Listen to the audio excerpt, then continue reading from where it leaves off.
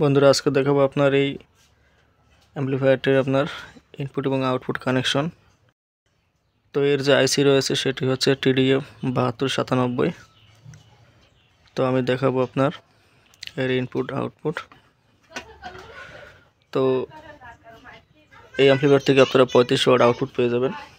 সহজেই আপনার দুটি 6 ইঞ্চি স্পিকার সুন্দর মতো চলবে। তো এখানে আপনার এই দুটি হচ্ছে স্পিকার লাইন, আবার এই দুটি হচ্ছে স্পিকার লাইন। আপনারা যে কোনো এক সাইড ব্যবহার করতে পারেন অথবা দোনো সাইড ব্যবহার করতে পারেন। এরপর এটি হচ্ছে আপনার ইনপুট ভোল্টেজ, এটি হচ্ছে পজিটিভ এবং এটি হচ্ছে নেগেটিভ।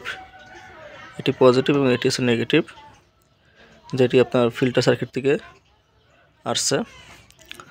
তো এরপরে এখানে হচ্ছে এই সার্কিটের ইনপুট লাইন হচ্ছে এই দুইটি। তো একটি আপনার নেগেটিভ এবং একটি হচ্ছে লেফট রাইট। তো এখান থেকে দেখতে পাচ্ছেন আমি দুটি কিন্তু কমন করেছি। কমন করে তারপর এখানে আপনার কানেকশন দিয়েছি। তো এটি হচ্ছে ইনপুট লাইন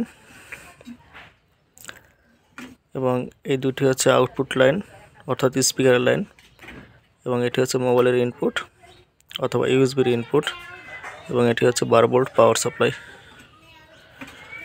তো আপনার ছোটোখাটো একটি অ্যাম্পলিফায়ার বানাতে গেলে তো এই আইসি দিয়ে আপনি বানাতে পারেন। এটি হচ্ছে আপনার TDA 7297